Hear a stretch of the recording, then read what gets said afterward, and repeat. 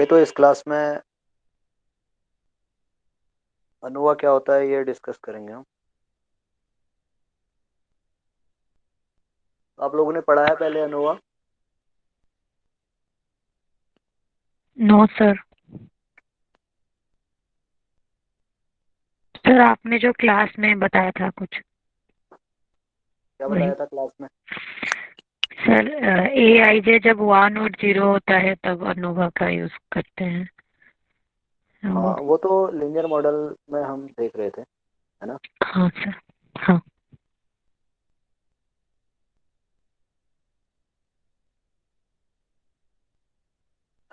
तो अभी देखो, एनालिसिस ऑफ वेरिएंस अनोवा हम देखो शॉर्ट में कह रहे हैं, एनालिसिस ऑफ वेरिएंस को शॉर्ट में अनोवा हम कहेंगे। ठीक है।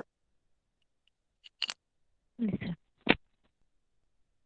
तो अनोवा का फुल फॉर्म हो गया एनालिसिस ऑफ वेरिएंस। तो इसमें एक टर्म आ रही है, वेरिएंस। तो वेरिएंस क्या होता है? What is variance?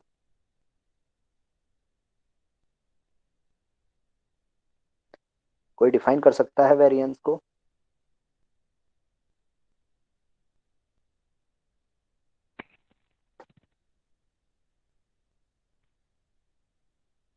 वेरिएंस तो पढ़ लिया होगा ना आप लोगों ने। हाँ sir, expectation of x minus expectation of x का होल स्क्वायर। ये तो फॉर्मूला आप मुझे बता रहे हो, है क्या वेरिएंस? क्या मीनिंग है इसका? मीन से डिफरेंस कितना होता है, मतलब वैरी कितना करता है सब वैल्यू। हम्म? जैसे मैं वैल्यूज लिख रहा हूँ सपोज,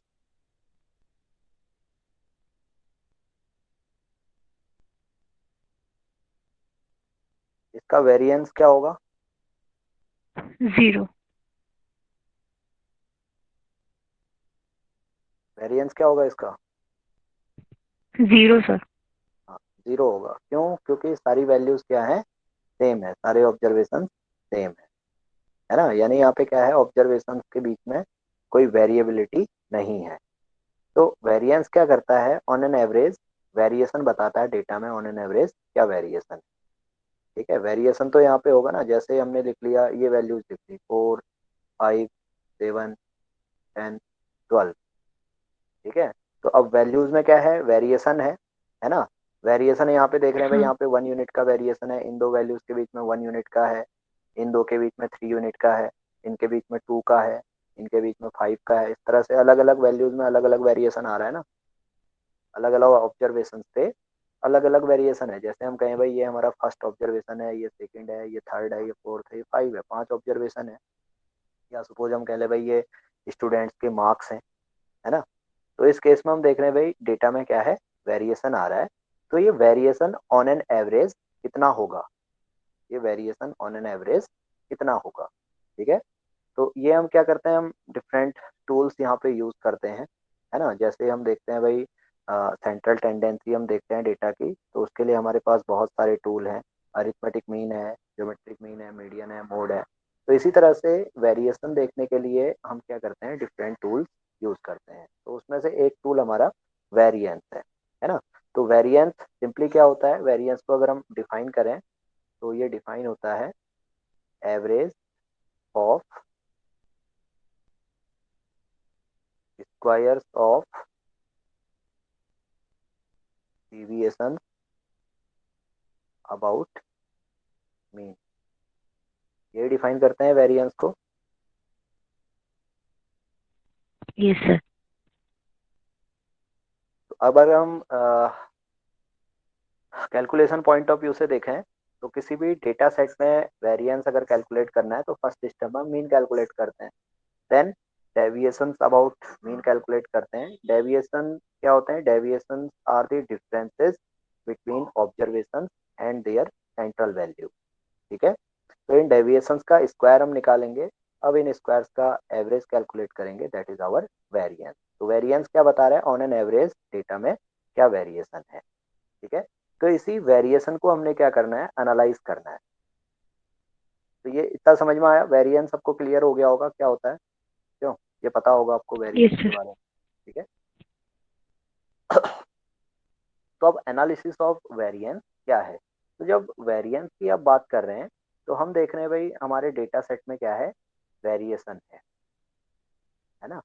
ये एक एग्जांपल भी शायद हमने जब लीनियर मॉडल को कंसिडर किया होगा, तो वहाँ पे एक एग्जांपल जैसे क्रॉप फील्ड का एक एग्जांपल हमने कंसिडर किया होगा, जिसमें हम क्रॉप यील्ड देख रहे होंगे, डिफरेंट रीजन्स में क्रॉप यील्ड को हम देख रहे थे। ठीक है, तो उसी एग्जांपल को अगर हम कंसिडर करें तो हम देखते हैं भाई, सपोज हमारे पास क्या है, एक प्लॉट ये है, एक दूसरा प्लॉट है, इस तरह से ये तीन प्लॉट, ये अलग अलग रीजन्स पे हैं।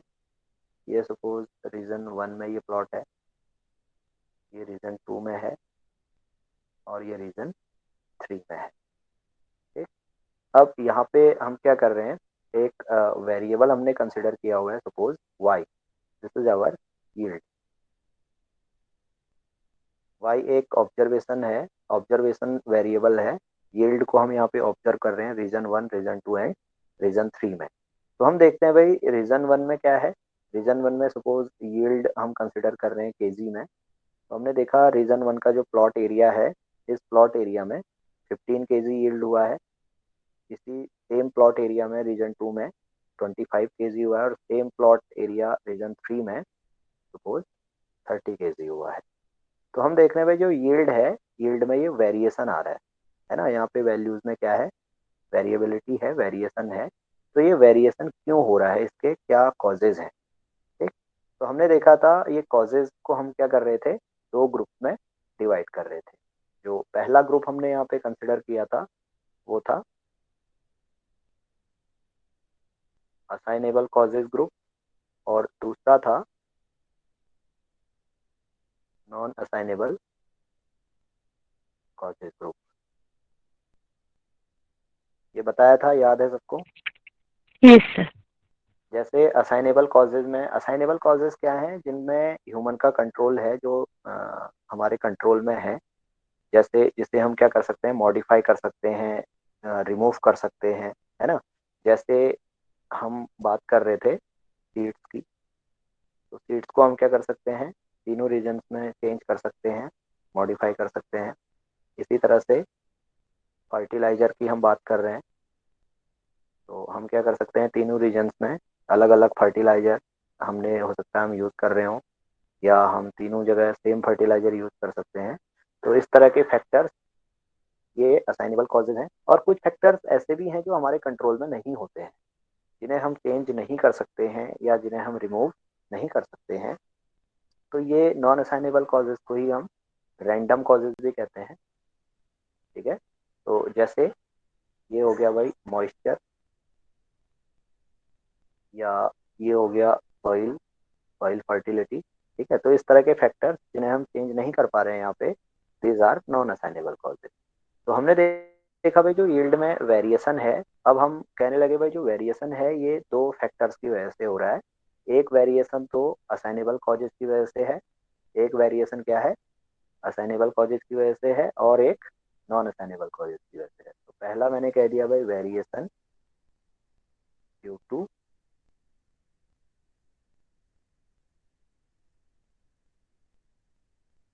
असाइनेबल कॉज, और दूसरा हो गया वेरिएशन ड्यू टू रैंडम या नॉन असाइनेबल कॉज।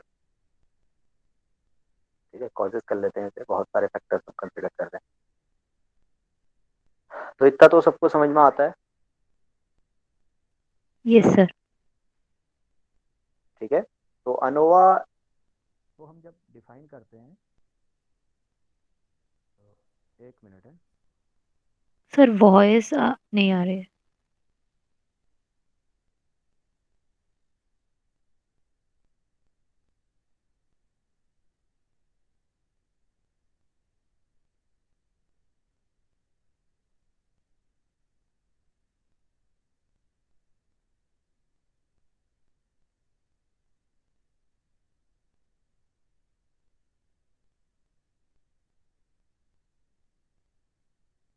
हाँ जी, तो अनोवा, अभी वॉइस आ रही है ना। हाँ सर। वो कॉल आ गया था। ठीक है, तो अनोवा क्या है, अनोवा एक ऐसी टेक्निक है जो इस वेरिएशन को, जो टोटल वेरिएशन यहाँ पे हम कंसिडर कर रहे हैं भाई ये टोटल वेरिएशन है, इस टोटल वेरिएशन को दो कंपोनेंट्स में डिवाइड कर रहा है।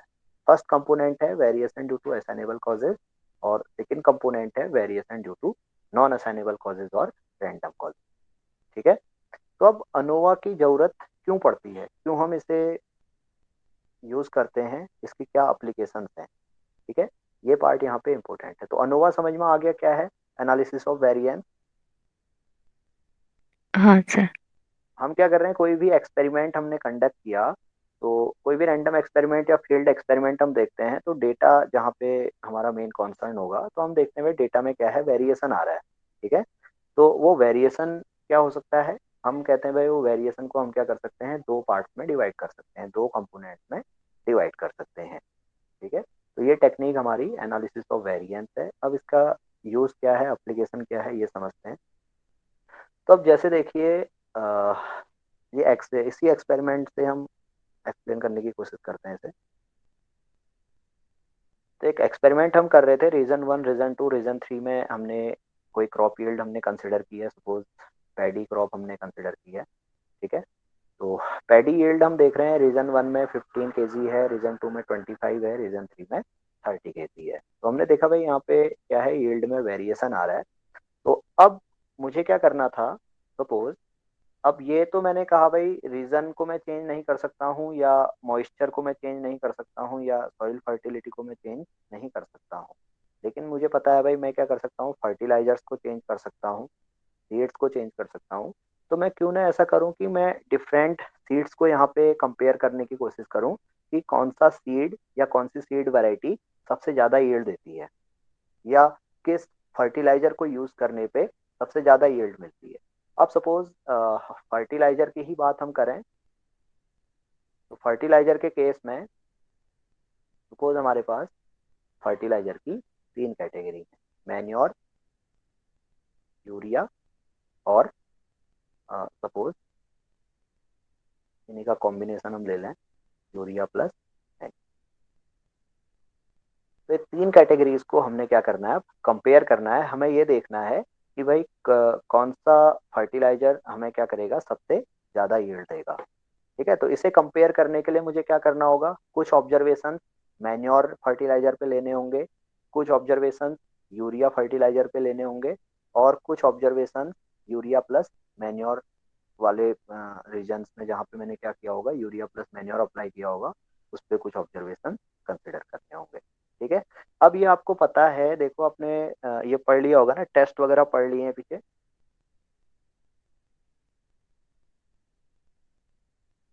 सर TF वो वाला। हाँ, टी टेस्ट पढ़ लिया है ना। हाँ क्या होता है टी टेस्ट,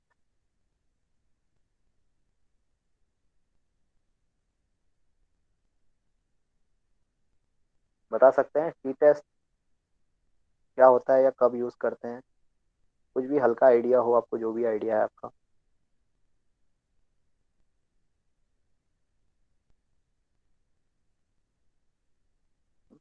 नहीं पता। टी टेस्ट क्या करता है, ये मीन्स को कंपेयर करने के लिए हम यूज करते हैं। हमारे पास मीन्स हैं, हमें क्या करना है, इन मीन्स को कंपेयर करना है। ठीक है। लेकिन अब टी की कंडीशन होती है भाई, यहाँ पे हम क्या कर सकते हैं, सिर्फ दो ग्रुप मीन्स को ही एक बार में कंपेयर कर सकते हैं। ठीक है। जैसे यहाँ पे हम देख रहे हैं भाई, हमें क्या करना है, मैन्योर, और अगर हमें क्या करना होता, मैन्योर और यूरिया के बीच में कंपैरिजन करना होता, तो हम सिंपली क्या करते, टी टेस्ट यहाँ पे यूज कर लेते। कुछ ऑब्जर्वेशंस हमारे मैन्योर पे होते, कुछ ऑब्जर्वेशंस यूरिया पे होते। तो हम यहाँ पे क्या कर सकते थे, मैन्योर के लिए मीन कैलकुलेट कर लेते, एक्स बार होता, यूरिया के लिए मीन कैलकुलेट कर लेते, वाई बार होता। तो फिर हम देखते भाई इन दोनों के बीच का जो डिफरेंस है, ये डिफरेंस सिग्निफिकेंट है या नहीं है। अच्छा, ये जो कॉन्सेप्ट है टेस्ट ऑफ हाइपोथेसिस का, ये सब अपने आपको समझ में आता है ना, पता है ना सबको कॉन्सेप्ट। हाँ सर। कैसे हम टेस्टिंग ऑफ हाइपोथेसिस के क्या क्या कॉन्सेप्ट होते हैं, टाइप फर्स्ट एरर क्या है, टाइप सेकंड एरर क्या है, लेवल ऑफ सिग्निफिकेंस क्या होता है, टेस्ट स्टैटिस्टिक क्या होती है। हाँ सर। हाँ, मैं ये अज्यूम कर रहा हूँ ये चीज़ें आपको पता हैं। ठीक है, मैं इसी को बेस बना के आगे बढ़ रहा हूँ। तो मैंने क्या किया, दो ग्रुप मीन्स के बीच में मुझे कंपैरिजन करना है, तो मैंने दोनों ग्रुप्स के मीन कंसिडर कर लिए। ठीक है, सैंपल मीन मैंने कंसिडर कर लिए। अब इन सैंपल मीन के बीच जो डिफरेंस है, ये सिग्निफिकेंट है या नहीं। सिग्निफिकेंट का मतलब है भाई यही डिफरेंस पॉपुलेशन में भी है या नहीं है। जैसे एक एग्जांपल से अगर इसे कंसिडर करें, तो इसी एग्जांपल में मैं देख रहा हूँ भाई मैन्योर और यूरिया के बीच में मुझे कंपैरिजन करना है कि किस फर्टिलाइजर में यील्ड ज़्यादा होती है, किस फर्टिलाइजर को यूज़ करके यील्ड ज़्यादा आती है ना। तो ये एक एक्सपेरिमेंट है। अब यहाँ पे आपको स्टैटिस्टिकली चेक करना है कि भाई कौन सा फर्टिलाइजर क्या करता है, यील्ड को बढ़ाता है ना। तो इसके लिए आप क्या करोगे, इसके लिए आपने क्या किया, सपोज 8 प्लॉट्स में आपने मैन्योर अप्लाई कर दिया और सपोज 8 प्लॉट्स में आपने यूरिया अप्लाई कर दिया। ठीक है, अब यील्ड क्या हुआ, यहाँ भी कुछ यील्ड हुई है, ऑब्जर्वेशन आपको मिले। 8 ऑब्जर्वेशन आपको यहाँ से मिलेंगे, मैन्योर के मिलेंगे, और 8 ऑब्जर्वेशन आपको यूरिया के मिलेंगे। तो आपने देखा भाई मैन्योर का मीन कैलकुलेट कर लिया, मीन यील्ड कैलकुलेट कर लिया, mean yield when we have applied manure in the field. इसी तरह से यूरिया पे बेस्ड ऑब्जर्वेशन आपने देखे यील्ड, उसका मीन कैलकुलेट कर लिया वाई बार। तो एक्स बार हो गया mean yield due to manure fertiliser, और वाई बार हो गया mean yield due to urea fertiliser. तो अब आपको ये चेक करना है कि भाई एक्स बार, जैसे सपोज कंडीशन आ गई X bar is greater than Y bar, तो अब आपको स्टेटिस्टिकली ये चेक करना है कि ये कंडीशन ट्रू है, या ऐसा होता है, या सिर्फ ये चांस कॉजेज की वजह से है, ये सिर्फ रेंडमली हो रहा है ऐसा। ठीक है, तो इसे प्रूफ करने के लिए आप क्या करते हो, यहाँ पे टी टेस्ट यूज करते हो। तो सिंपली आपने क्या किया, एक्स बार माइनस वाई बार कैलकुलेट किया, और इस क्वांटिटी को इसके स्टैंडर्ड एरर से डिवाइड कर दिया, standard error of X bar minus Y bar. यही करते हो। जी सर। ठीक है, तो इसी को बेस बना के हम क्या करते हैं, टी स्टैटिस्टिक यहाँ पे डिफाइन करते हैं। तो ये standard error of X bar Y bar, ये distribution theory, probability distribution theory और सैम्पलिंग डिस्ट्रीब्यूशन थ्योरी अप्लाई करके हम क्या करते हैं, स्टैंडर्ड एरर कैलकुलेट कर लेते हैं।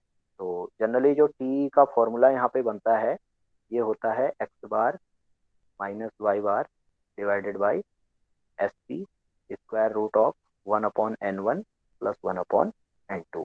यहाँ पे एक्स बार तो हो गया mean yield due to manure fertiliser, Y bar हो गया mean yield due to urea fertiliser, S P हो गया pooled variance, S P is pooled standard deviation. ठीक है, N1 हो गया ऑब्जर्वेशन इन फर्स्ट ग्रुप, और N2 हो गया ऑब्जर्वेशन इन सेकेंड ग्रुप। यहाँ पे N1 N2 दोनों क्या है, 8 है।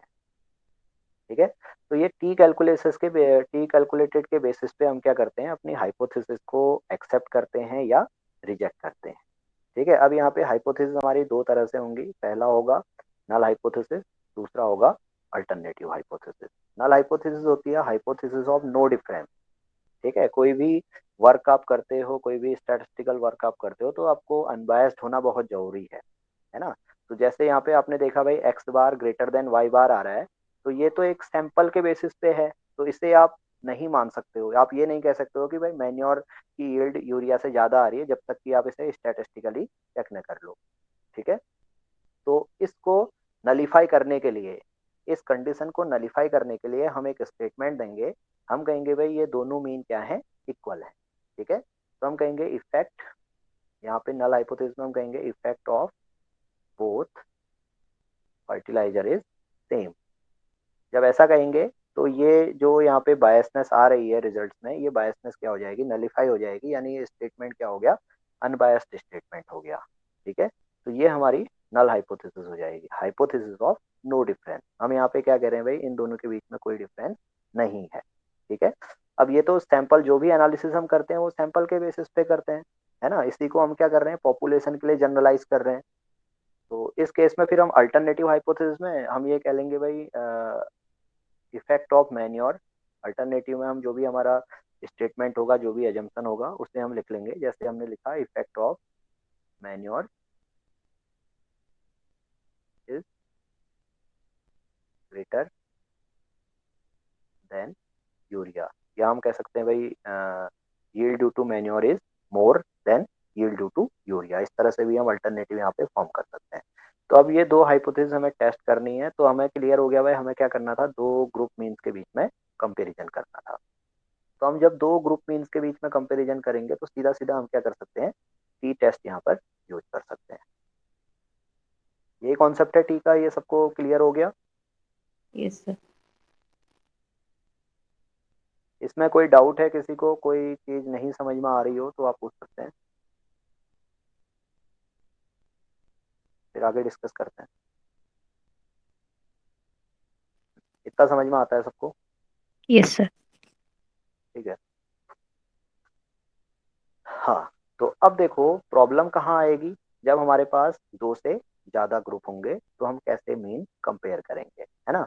तो दो से ज्यादा ग्रुप हैं तो उस केस में हम क्या कर सकते हैं, पहले हमने क्या किया, जैसे यहाँ पे तीन ग्रुप हैं, पहला है मैन्योर, दूसरा है यूरिया, तीसरा है यूरिया प्लस मैन्योर। अगर ये कंफ्यूज कर रहा है आपको तो यहाँ पे आप ले लो पोटास। ठीक है, तीसरा ग्रुप हमने ले लिया पोटास।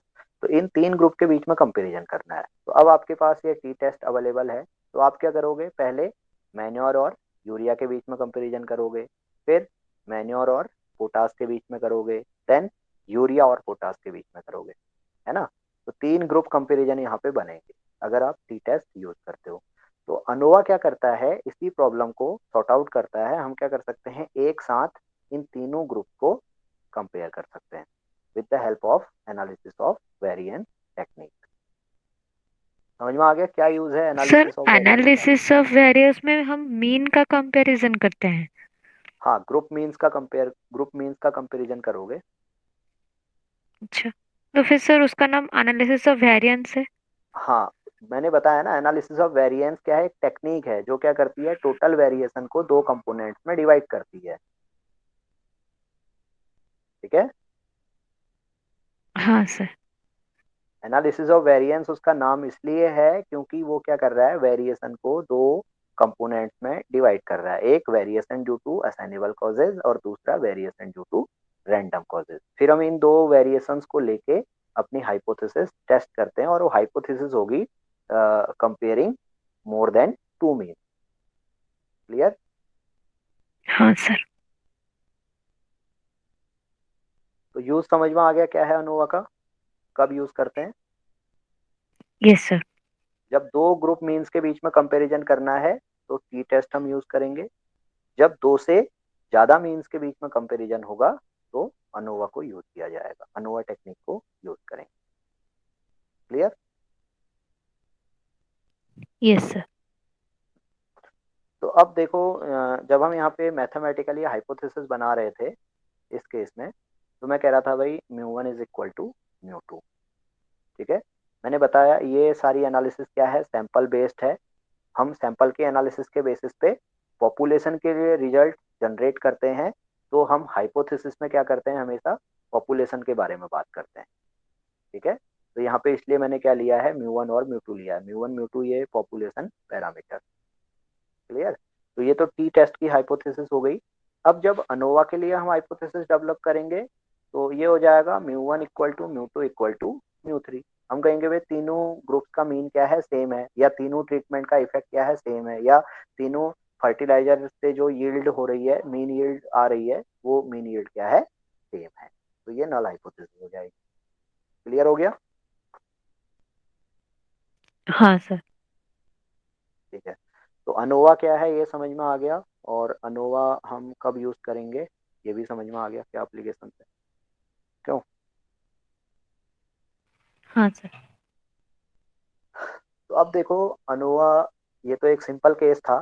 ठीक है, अब हम जो बात कर रहे हैं, देखो असाइनेबल कॉजेस को तो हम कंपेयर नहीं कर रहे हैं, हम सिंपली क्या करेंगे, नॉन असाइनेबल कॉजेस को तो हम कंपेयर नहीं कर रहे हैं, हम असाइनेबल कॉजेस की जो कैटेगरीज हैं उन्हें कंपेयर कर रहे हैं, है ना। असाइनेबल कॉजेज में क्या है, डिफरेंट कैटेगरीज हैं यहाँ पे। कैटेगरी 1 हो सकती है, कैटेगरी 2 हो सकती है, कैटेगरी 3 हो सकती है, या फिर कैटेगरी सपोज के हो सकती है। ठीक है, बहुत सारी कैटेगरीज हो सकती हैं। इसी तरह से असाइनेबल कॉजेज क्या हो सकते हैं, असाइनेबल कॉजेज एक हो सकता है, दो कॉज हो सकते हैं, तीन हो सकते हैं, या फिर सपोज पी कॉजेज हो सकते हैं। हो सकता है ना ऐसा? जैसे इसी एग्जांपल में कॉज था हमारा फर्टिलाइजर, यानी फैक्टर अब इसे मैं कहूंगा। ठीक है, असाइनेबल कॉज या असाइनेबल फैक्टर इसे कह लो। ठीक है, तो फैक्टर मेरे पास क्या है, अभी सिर्फ एक फैक्टर है फर्टिलाइजर। और मैं देख रहा हूँ भाई इसकी मेरे पास क्या है, बहुत सारी कैटेगरी। जैसे पहली कैटेगरी है मैन्योर, दूसरी कैटेगरी है पोटास, तीसरी है यूरिया, इसी तरह से चौथी कोई हो सकती है, पांचवी कोई हो सकती है। यानी कहने का मतलब है बहुत सारी कैटेगरी यहाँ पे हो सकती हैं। सपोज कितनी कैटेगरीज हैं, K category. This is our factor A. इतना क्लियर हुआ? हाँ सर। क्या सिचुएशंस हो सकती हैं, ये समझ में आ रहा है? असाइनेबल फैक्टर्स बहुत सारे हो सकते हैं, और हर फैक्टर की बहुत सारी कैटेगरीज हो सकती हैं। ये यहाँ पे ध्यान रखना है, ये कैटेगरीज हमेशा क्या होंगी, ग्रेटर देन टू होंगी। तभी आप अनोवा यूज करोगे। अगर लेस देन टू है तो उस केस में आप, less than equal to two है तो उस केस में आप टी टेस्ट से भी काम कर सकते हो। ठीक है। हाँ सर। हाँ, तो अभी देखा हमने भाई एक ही फैक्टर है। ठीक है, और इस फैक्टर के बहुत सारी कैटेगरीज हैं। तो जब हम ये एनालिसिस कंडक्ट करेंगे तो this analysis is known as one way ANOVA. One way ANOVA में क्या होगा, सिर्फ एक ही फैक्टर हम कंसिडर कर रहे होंगे, उस फैक्टर की सपोज के कैटेगरीज हमारे पास। हमें क्या करना है, उस फैक्टर में के कैटेगरीज को या के ग्रुप को या के सब फैक्टर्स को कंपेयर करना है। तो इस तरह की analysis one way analysis of variance. Clear हुआ one way analysis of variance क्या है? Yes sir. अब कोई ऐसी कंडीशन भी हो सकती है कि एक फैक्टर हमारे पास हो गया फैक्टर ए, है ना। फैक्टर ए की सपोज क्या हो गई, A1 A2 up to AK, या यूं कह ले भाई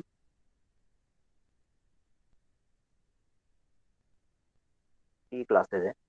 ठीक है, अब फैक्टर ए सपोज क्या है, फर्टिलाइजर ही है।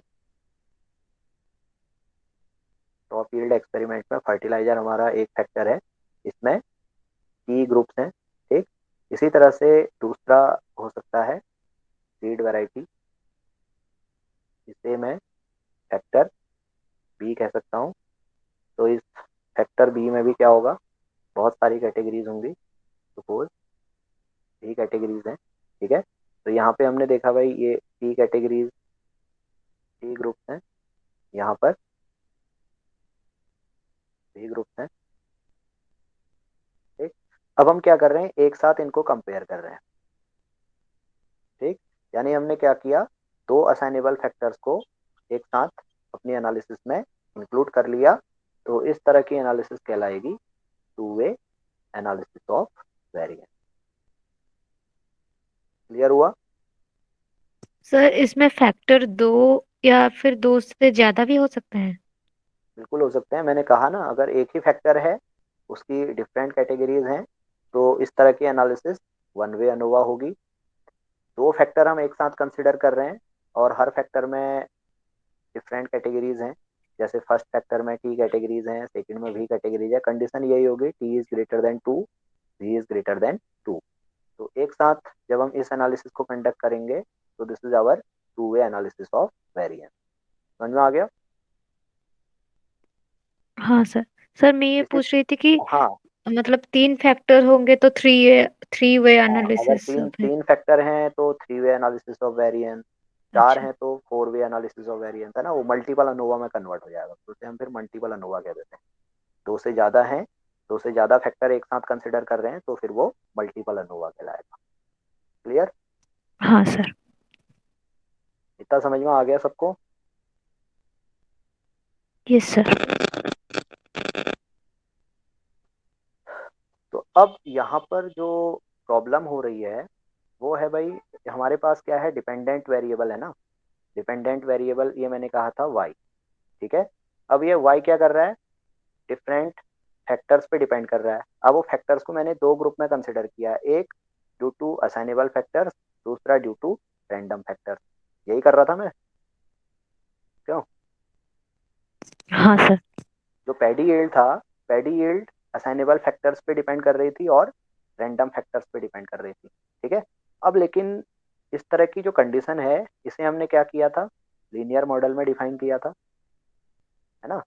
तो लीनियर मॉडल में डिफाइन किया था, तो ये असाइनेबल फैक्टर्स की क्या है यहाँ पर, कैटेगरीज हैं।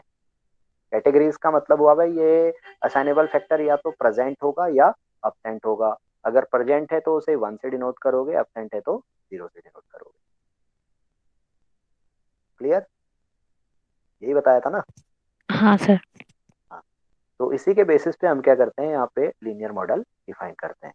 तो अब यहाँ से एक और कॉन्सेप्ट आता है, हालांकि वो आपके सिलेबस में नहीं है, हो सकता है आप बाद में उसे पढ़ो, तो वहां पर भी वो समझ में आ जाएगा। अब यहाँ पे जो कंडीशन है, यहाँ पे क्या है, सिर्फ एक ही डिपेंडेंट वेरिएबल है। ठीक है, सिर्फ मैं क्या कर रहा हूँ यहाँ पे, यील्ड को कंसिडर कर रहा हूँ, और मैं देख रहा हूँ भाई यील्ड क्या है, असाइनेबल फैक्टर्स और नॉन असाइनेबल फैक्टर्स पे डिपेंड कर रही है। ठीक है। तो ये कंडीशन तो हमारी कहलाई सिंपली अनोवा। ठीक।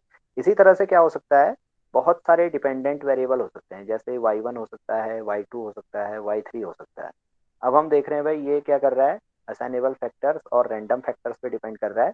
तो इस तरह की एनालिसिस ये कहलाती है मनोवा। मनोवा का मतलब हुआ multi variate analysis of variance. ठीक है।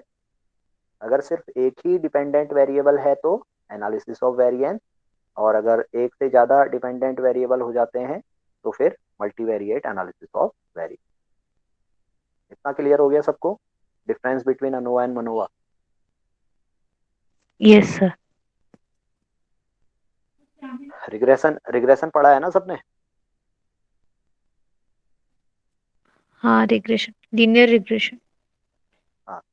तो लीनियर रिग्रेशन में हमने देखा था भाई, जैसे y equal to A plus B X था, तो ये सिंपल रिग्रेशन होता है, this is called simple regression. ठीक है। हाँ। तो इसी कॉन्सेप्ट को हम यहाँ पर वन वे अनोवा कहते हैं। एक ही इंडिपेंडेंट वेरिएबल है ना, उसकी डिफरेंट कैटेगरीज है, डिपेंडेंट वेरिएबल ही एक ही है। अब क्या हो जाएगा, y equal to A plus B X one plus C X two. तो यहाँ पे अब दो इंडिपेंडेंट वेरिएबल हो गए, तो टू वे अनोवा का केस हो जाएगा। वहाँ पे हम इसे मल्टीपल रिग्रेशन कहते हैं। यहाँ पे हम मल्टीपल अनोवा की बात करें, जैसे मैंने बताया आपको, एक ही असाइनेबल फैक्टर है तो वन वे अनोवा, दो असाइनेबल फैक्टर है तो टू वे अनोवा, दो से ज्यादा है तो मल्टीपल अनोवा।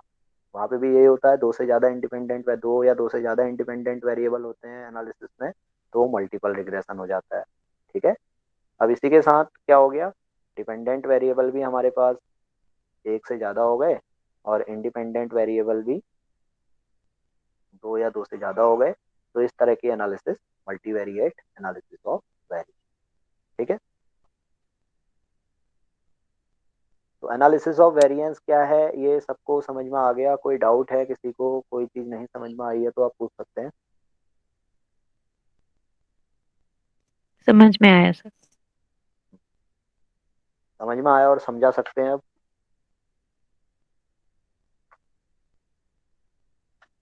हाँ। ठीक है। ठीक है, तो डेफिनेशन वगैरह आप देख लेना, इंटरनेट पे या बुक्स पे आपको मिल जाएगी। वहाँ पे यही होगा भाई, ANOVA is a technique which divide the total variation into to component. ठीक है। अब ये यहाँ पे हमने ध्यान रखना है, जैसा मैंने ऊपर बनाया था फ्लो चार्ट, वेरिएशन की हम बात कर रहे थे। तो वेरिएशन को मैं क्या कर रहा हूँ, दो कंपोनेंट में डिवाइड कर रहा हूँ। ठीक है। एक तो है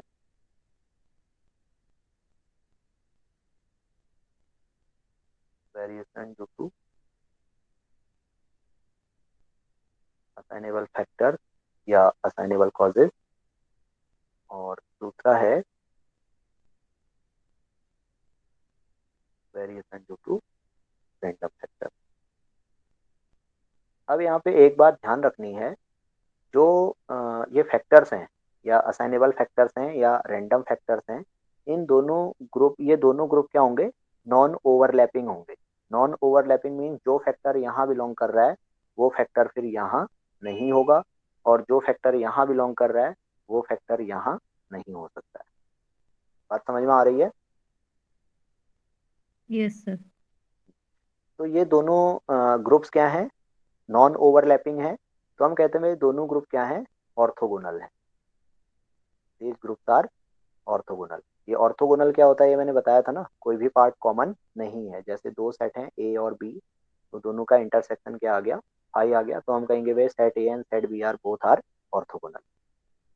ठीक है, तो ये कंडीशन है, ए हमारा सेट है, A set of assignable factors and suppose R is set of non assignable factor और रैंडम फैक्टर्स, तो ए इंटरसेक्शन आर क्या होगा, यहाँ पे फाइव होगा, तो हम कहेंगे भाई A and R both are orthogonal. Clear. तो जब हम अनोवा को डिफाइन करते हैं तो ये टर्म भी हम वहाँ पे इंक्लूड करते हैं।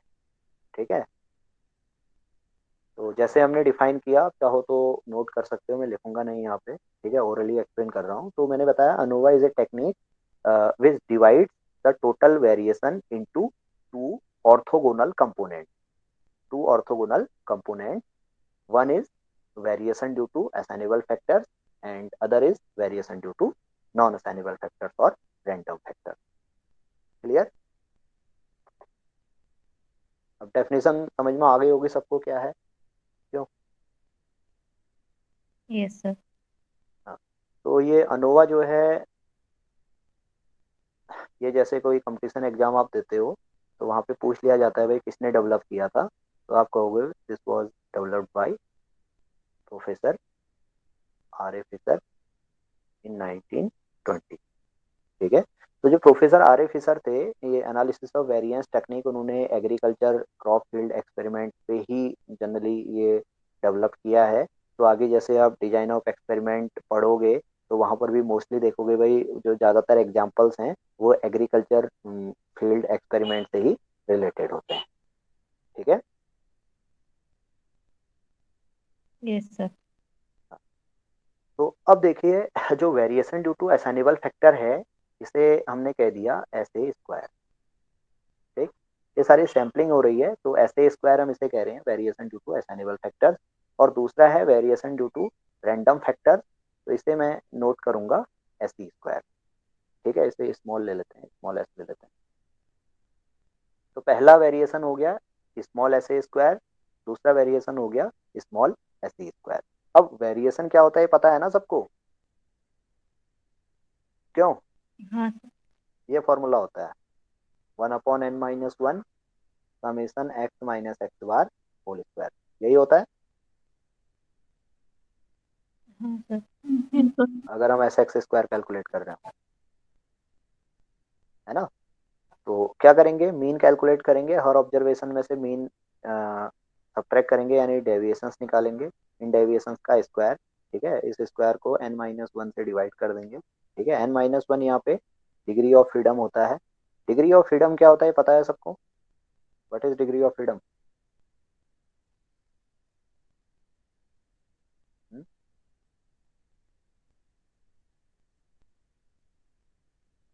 बताया था मैंने पीछे कहीं डिग्री ऑफ फ्रीडम क्या होता है, नहीं बताया होगा,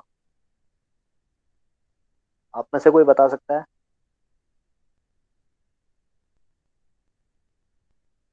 डिग्रीज ऑफ फ्रीडम क्या होगा, क्या होता है।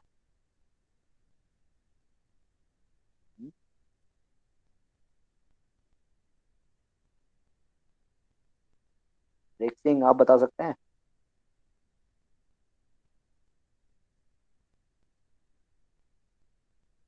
ये बाकी बच्चे रिस्पॉन्स नहीं करते हुए राम कथा की तरह सुन रहे हो आप लोग।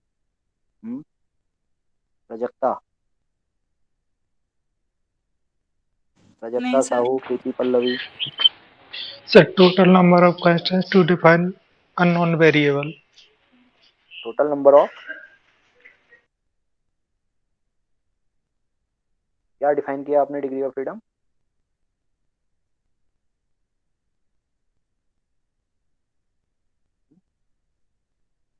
देखो स्टैटिस्टिकली हम डिग्रीज ऑफ फ्रीडम को डिफाइन करते हैं number of unknown observation minus number of linear restriction, number of unknown observation minus number of linear restriction. ठीक है, Yes, sir. जैसे हाँ जैसे हम बात करते हैं डिग्रीज ऑफ फ्रीडम की, तो सपोज एक वायर है। ठीक है, फिजिकल सिग्निफिकेंस क्या है इसका, ये को समझ जाओगे, थोड़ा सा कॉन्सेप्ट क्लियर होगा।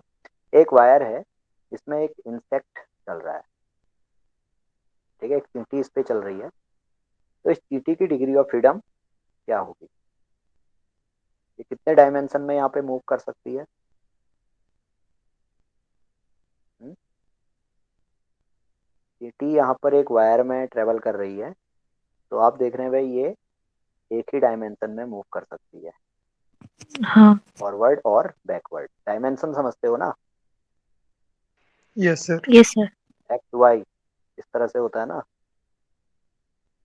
एक्स एंड वाई डायमेंशन, इसी तरह से एक ये ऑर्थोगोनल डायमेंशन यहाँ पे जेड होती है, ठीक है। तो ये चींटी इस वायर पे चल रही है, तो इसकी डिग्री ऑफ फ्रीडम कितने तरह से मूवमेंट कर सकती है, कितने डायमेंशन में मूवमेंट कर सकती है? सिर्फ एक डायमेंशन में मूवमेंट कर सकती है, और बैकवर्ड या फॉरवर्ड इसमें जा सकती है, तो इसकी डिग्री ऑफ फ्रीडम इस केस में क्या हो जाएगी? 1 हो जाएगी, Bundle. ठीक है। इसी तरह से Yes, sir. अब ये चींटी क्या कर रही है? एक प्लेन पेपर में मूव कर रही है, तो हम देख रहे हैं भाई प्लेन पेपर में क्या है, दो डायमेंशन है, एक डायमेंशन हमारी ये एक्स एक्सिस है, इसके ऑर्थोगोनल दूसरी डायमेंशन वाई एक्सिस है ना।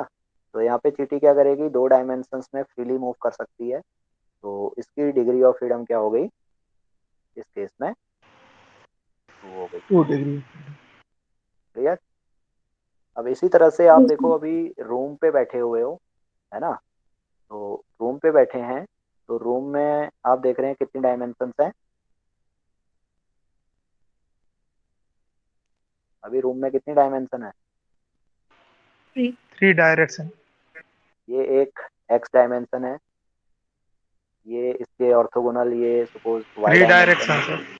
और इसके ऑर्थोगोनल ये जेड, तो टोटल 3 डायमेंशन है ना।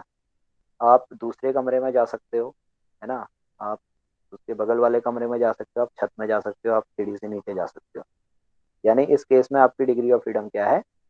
3 है। Clear? Yes sir. Yes sir. अब लेकिन क्या हो भाई, आप एक ऐसे रूम में बैठे हैं जिसमें ऊपर जाने का कोई रास्ता नहीं है, यहाँ पे सीढ़ी नहीं है, या सपोज आपके घर वालों ने कह दिया भाई बाहर बहुत ठंडा है, तो बाहर निकलने की जरूरत नहीं है, छत में जाने की जरूरत नहीं है, नीचे जाने की जरूरत नहीं, तो एक रेस्ट्रिक्शन आपको लग गई, क्यों? Yes, sir. अब एक रेस्ट्रिक्शन आपको लगी, तो अब आप क्या कर सकते हैं? एक कमरे से दूसरे कमरे में ही जा सकते हैं, है ना। तो या तो आप एक्स एक्सिस के अलोंग मूव कर सकते हैं, या वाई एक्सिस के अलोंग मूव कर सकते हैं, तो इस केस में आपकी डिग्री ऑफ फ्रीडम क्या हो गई? 2 हो गई। 2 degree. फिजिकली समझ में आ गया क्या है degree of freedom? Yes, sir. Yes sir. तो मैथमेटिकली समझते हैं, देखो मैथमेटिकली एक इक्वेशन है X plus Y plus Z equal to 5। तो इस इक्वेशन में हम देख रहे हैं भाई इंडिपेंडेंट या अननोन ऑब्जर्वेशंस कितने हैं? अननोन ऑब्जर्वेशंस आर 3, यानी हम क्या कर सकते हैं इस इक्वेशन में? तीन तरह से मूव कर सकते हैं, तीन तरह से वैल्यूज को वेरी कर सकते हैं। एक्स की वैल्यू वेरी करा सकते हैं, वाई की वैल्यू वेरी करा सकते हैं, जेड की वैल्यू वेरी करा सकते हैं, तो इस इक्वेशन की डिग्री ऑफ फ्रीडम कितनी हो गई? ये समझ में आया? Yes, sir. इसी तरह से X plus Y equal to 5 है, तो 5 तो कांस्टेंट है, इसे तो चेंज नहीं कर सकते हो, चेंज क्या कर सकते हो? एक्स को या वाई को। तो यहाँ पे हम देख रहे हैं भाई unknown observation, number of unknown observation क्या है? 2 है, तो इस इक्वेशन की डिग्री ऑफ फ्रीडम क्या हो जाएगी? 2 हो जाएगी। समझ में आ गया? Yes, sir. अब इसी तरह यस से सर। अगर कोई लीनियर रेस्ट्रिक्शंस में लगा दूं, है ना, मैं एक्स और वाई का कोई ऐसा फंक्शन लेके यहीं पे कह दूं भाई ये एक्स की वैल्यू इससे ज़्यादा नहीं हो सकती है, वाई की वैल्यू इससे कम नहीं हो सकती है, तो ये लीनियर रेस्ट्रिक्शन लगेगी, तो उस नंबर ऑफ जितनी भी लीनियर रेस्ट्रिक्शंस आपने लगाई हैं उनको क्या करना होगा? अननोन, टोटल अननोन से सब्ट्रैक्ट करना होगा, तो वो आपकी डिग्रीज ऑफ फ्रीडम हो जाएगी। समझ में आ गया क्या है डिग्रीज ऑफ फ्रीडम सबको? Yes, sir. तो अब देखो जो एस एक्स स्क्वायर है यहाँ पे, ठीक है, तो ये क्वांटिटी हम कैलकुलेट कर रहे हैं, देखो ये क्वांटिटी कैलकुलेट कर रहे हैं, तो जो एक्स वैल्यूज हैं ये कितनी होंगी? एन होंगी, क्यों? Yes, sir. सपोज ऑब्जर्वेशंस कितने हैं? एन है, तो एक्स वैल्यूज यहाँ पे एन है, लेकिन हमने क्या किया, इन एक्स वैल्यूज को लेके इनका मीन कैलकुलेट कर दिया, और ये मीन क्या होता है? एक लीनियर रेस्ट्रिक्शन होती है, Yes, sir. X bar equal to 1 upon N summation X, यानी x1 plus x2 plus up to xn divided by N, तो ये एक लीनियर रेस्ट्रिक्शन है। हम कह रहे हैं भाई ऑब्जर्वेशंस तो हमारे पास n है, लेकिन हम क्या कर सकते हैं, यहाँ से एक x बार कैलकुलेट कर सकते हैं और इसमें से फिर हम ये डेविएशन कैलकुलेट कर रहे हैं। तो इसकी डिग्री ऑफ फ्रीडम किस क्वांटिटी की, summation x minus X bar square, इस क्वांटिटी की डिग्री ऑफ फ्रीडम क्या हो गई, n minus one. n minus 1. Clear. तो अब मैंने क्या किया, इस क्वांटिटी को इसके डिग्री ऑफ फ्रीडम से डिवाइड कर दिया, तो ये मेरे पास आ गया वेरिएशन। समझ में आ गया। Yes, sir. तो अब मैंने क्या किया, मेरे पास असाइनेबल फैक्टर थे तो उनका वेरिएशन में वन बाय वन, अगर एक फैक्टर है तो एक वेरिएशन निकाल दूंगा, दो फैक्टर होंगे तो फिर यहाँ पे दो वेरिएशन निकलेंगे। एक होगा variation due to factor A, एक होगा variation due to factor B. और ये एस स्क्वायर हमेशा क्या रहेगा, कॉमन रहेगा। हम कहेंगे भाई सारे फैक्टर्स का कलेक्टिव वेरिएंस कितना है, एस स्क्वायर है। सारे रैंडम फैक्टर्स का कलेक्टिव वेरिएंस कितना है, एस स्क्वायर है। जबकि मैं क्या कर रहा हूँ, असाइनेबल फैक्टर्स में डिफरेंट फैक्टर्स का वेरिएशन यहाँ पे कैलकुलेट कर सकता हूँ। क्लियर।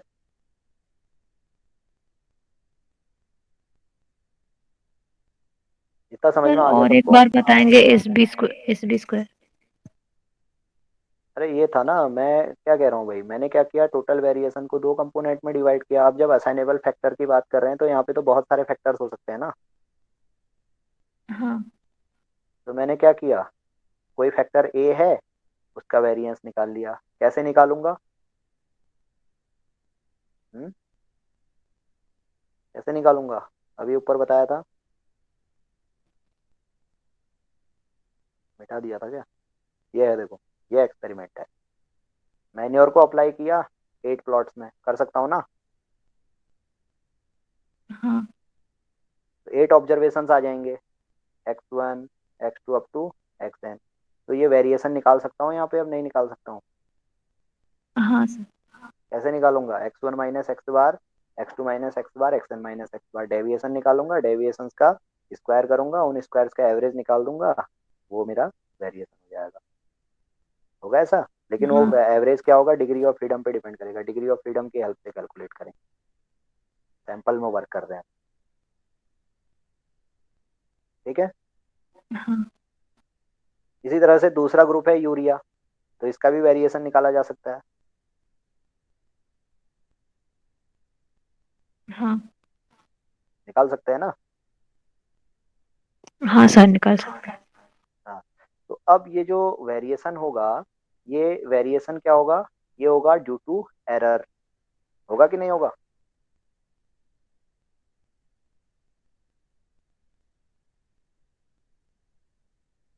क्यों।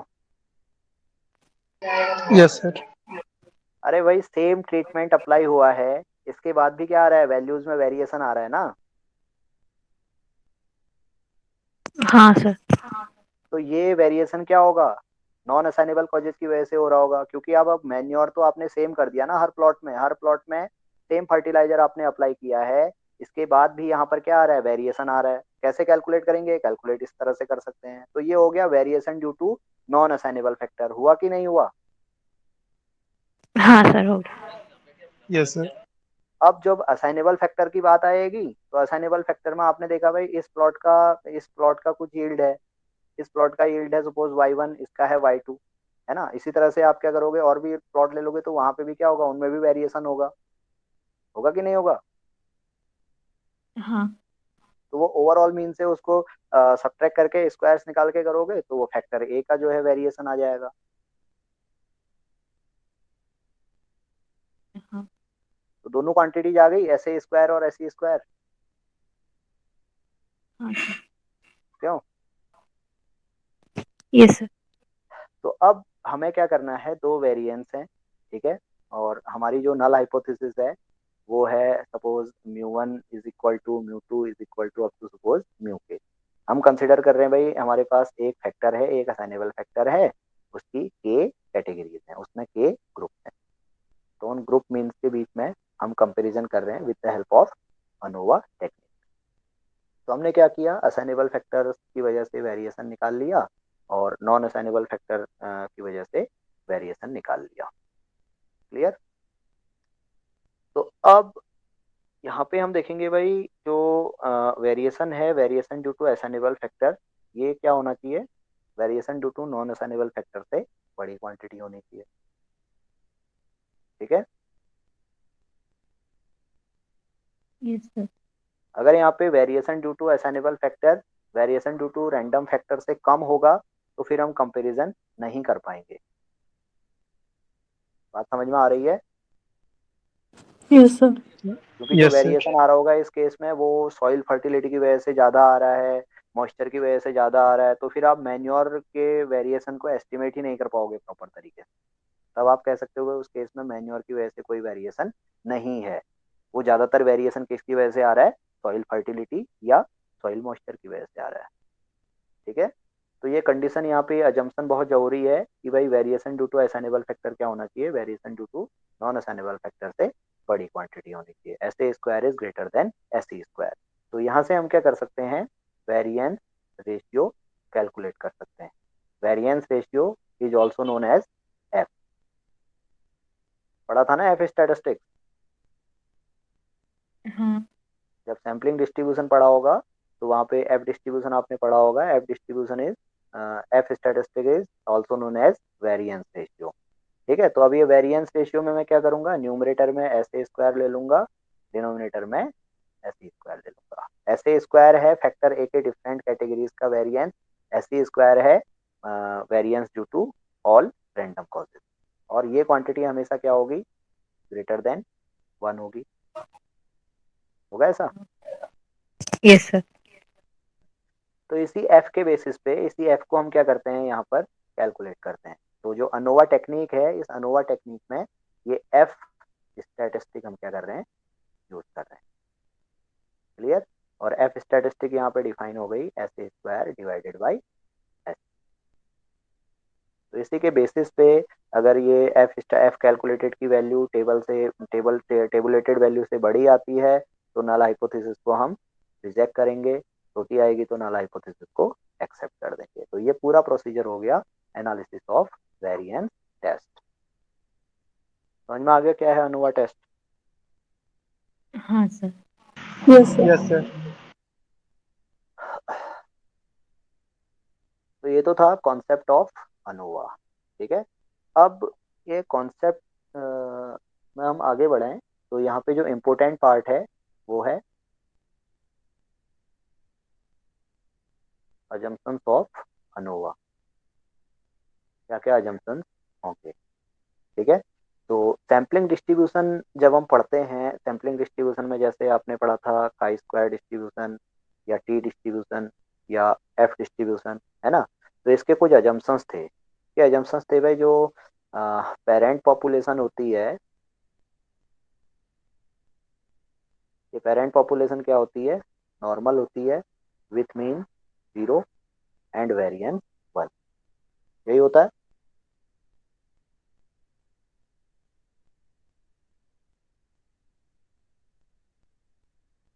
क्यों?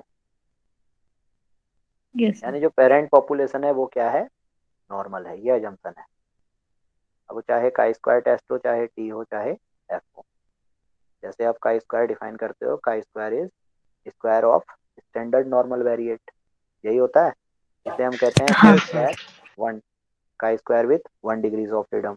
इसी तरह से मैं लिख सकता हूँ chi square equal to summation Z I square where I varies from 1 to up to suppose K, है ना? तो इसको मैं लिखूंगा chi square with K degrees of freedom. ये लिखा जाएगा जहाँ पे जेड का डिस्ट्रीब्यूशन, जेड आई का डिस्ट्रीब्यूशन नॉर्मल है विथ मीन 0 एंड वेरिएंस 1। यही होता है। Yes sir. तो जब एफ Yes, sir. स्टैटिस्टिक को डिफाइन करते हैं तो हम कहते हैं भाई it is the ratio of two independent chi square variate divided by their degrees of freedom. यही होता है। हाँ। क्यों? इसका डिस्ट्रीब्यूशन होगा F distribution with degrees of freedom K comma M. यही होता है ना? Yes sir. हाँ, एक बार ये सैम्पलिंग डिस्ट्रीब्यूशंस वाले वीडियोस देख लेना, तो यूट्यूब चैनल पे होंगे। ठीक है। तो वहाँ से समझ में आ जाएगा कॉन्सेप्ट क्या होता है इसका। ठीक। तो ये एफ एक्चुअल में क्या है? वेरिएंस रेशियो ही है। जो सैम्पलिंग सैंपल वेरिएंस होता है एस स्क्वायर, इसका डिस्ट्रीब्यूशन का स्क्वायर आता है। ठीक है, तो हम क्या करते हैं यहाँ पे S1 square upon S2 square calculate कर रहे होते हैं, तो ये हमारी एफ स्टैटिस्टिक बन जाती है। ठीक है, यस सर। तो जो पहला अजम्पशन आएगा यहाँ पे, पहला अजम्पशन होगा पेरेंट पॉपुलेशन इज नॉर्मल। होगा कि नहीं होगा? हाँ। आफ्टर ऑल हम क्या कर रहे हैं, अनोवा में एफ स्टैटिस्टिक यूज कर रहे हैं। मैंने बताया भाई एफ स्टैटिस्टिक ऐसे स्क्वायर अपॉन एस स्क्वायर यहाँ पे हम यूज कर रहे होंगे, है ना। तो इसके लिए कंडीशन क्या है भाई, ये जो ऑब्जर्वेशन हम कंसिडर कर रहे हैं उन ऑब्जर्वेशन का डिस्ट्रीब्यूशन क्या होना चाहिए, नॉर्मल डिस्ट्रीब्यूशन होना चाहिए। सेकेंड अजम्पशन होगा ऑब्जर्वेशन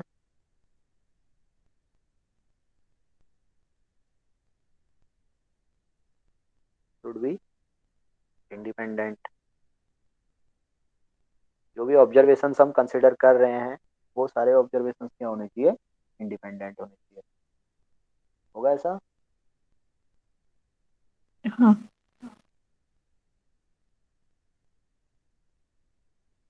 थर्ड कंडीशन होगी all the effect are additive in nature.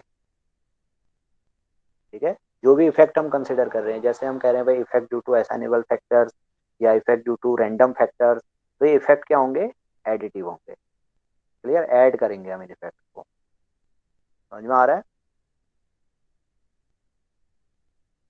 हाँ सर। तीन तरह से हम मॉडल डिफाइन कर सकते हैं ना, एडिटिव मॉडल, मल्टीप्लिकेटिव मॉडल और मिक्स्ड मॉडल। नेक्स्ट। ठीक है, हाँ। तो एडिटिव में तो हो गया भाई, दो फैक्टर हैं, इन दोनों को ऐड हम कर सकते हैं। हम कहते हैं भाई ये इफेक्ट क्या हो रहे हैं, यहाँ पे ऐड हो रहे हैं। कुछ कुछ मॉडल ऐसे होते हैं जहाँ पर इफेक्ट क्या हो रहे होते हैं, मल्टीप्लाई हो रहे होते हैं। कुछ मॉडल ऐसे भी होते हैं जहाँ पे इफेक्ट क्या हो रहे होते हैं, ऐड भी हो रहे होते हैं और मल्टीप्लाई भी हो रहे होते हैं। ठीक है, तो ये एडिटिव मॉडल इस तरह का होगा, मल्टीप्लिकेटिव इस तरह का होगा और मिक्स इस तरह का होगा। क्लियर? हाँ।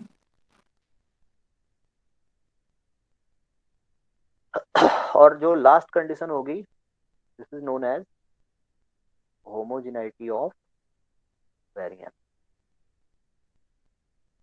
ठीक है, अब ये होमोजेनिटी ऑफ वेरिएंस ये एरर के टर्म में होती है। एरर के टर्म में मीन्स हम ये अज्यूम करेंगे कि जो फैक्टर्स हैं हमारे पास, रैंडम फैक्टर्स हैं, ठीक है, कोई भी एक्सपेरिमेंट हम कर रहे हैं उसमें जितने भी रैंडम फैक्टर्स हैं उन सबका वेरिएंस क्या होगा, जितने भी ऑब्जर्वेशंस के लिए हम वेरिएंस कंसिडर करेंगे उन सबका वेरिएंस क्या होगा, कांस्टेंट होगा, सेम होगा।